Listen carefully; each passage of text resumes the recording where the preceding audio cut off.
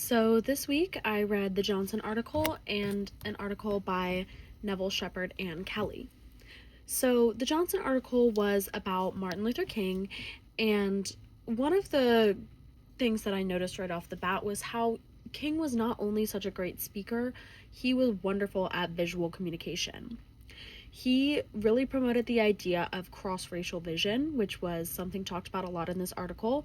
That term, basically, from what I could gather from the article, meant understanding each race as different, however symbolic of one another. So he did not support separate but equal. His entire argument was against that. The idea of cross-racial vision was being able to see the other race as human, as just the same as the opposing race, and that they didn't need to oppose each other at all. So he worked with a lot of images from protests, marches, walkouts, sit-ins, things like that. And a quote from this was that the images were a perfect example of kairos. Now, I had to look up what this word meant, and it is an ancient Greek term defining the opportune, fitting, or decisive moment for action. So he took these images to use as his campaign and used the kairos within those images. So these images showed opportune, fitting, and decisive moments for action, meaning that they showed the public what needed to be done in order to have a successful civil rights movement. And I just thought that was really interesting, that he was very ahead of his time in these ideals of visual argumentation, because social media did not yet exist. So a lot of the ways that politicians worked and that other activists worked was simply through speeches and social movements, but publicizing these social movements was extremely important to the success of his civil rights advocacy. So the second article, which I'm going to spend a little more time on, was called Whipping It Out: Guns, Campaign Advertising, and the White Masculine Spectacle by Shepherd and Kelly.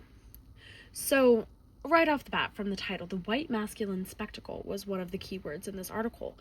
And spectacle is a word with a connotation that really seems dazzling and wonderful, and it's something that you just can't take your eyes away from. And I think that's important to be noted, that the choice of that word. I would like to relate this to the Haslop article, how he wrote about Andrew Tate, and Andrew Tate very much is an example of the white masculine spectacle. He posts himself with outrageously expensive vehicles, with beautiful women. He makes himself just that, a spectacle, an image that you are drawn to, you want to look at, you want to hear about it, and you want to be like him. You, meaning young boys and men who want to follow his misogynistic ideals because they think it will make them successful in the way that he is. So it was mentioned in this article pretty early on, the idea of holding a gun in political ads, which I had never heard of before. This seemed to be before school shootings were popularized, before gun control was really important and a prevalent topic in society, that candidates for political parties would, and this is a quote, bearing arms in political ads. So they would show themselves with a gun for some sort of idea of strength and power. And that made me think about men on modern social media. Men, especially teenagers, freshly 18-year-olds, will buy a gun for the purpose of the status symbol. It says in the article, this is a quote, the quick attention-getting symbol. And it is. When you're scrolling through social media and you see someone with a gun, you are drawn to it. It is a spectacle. And a lot of white men, specifically, post this with the intention of creating a spectacle for themselves.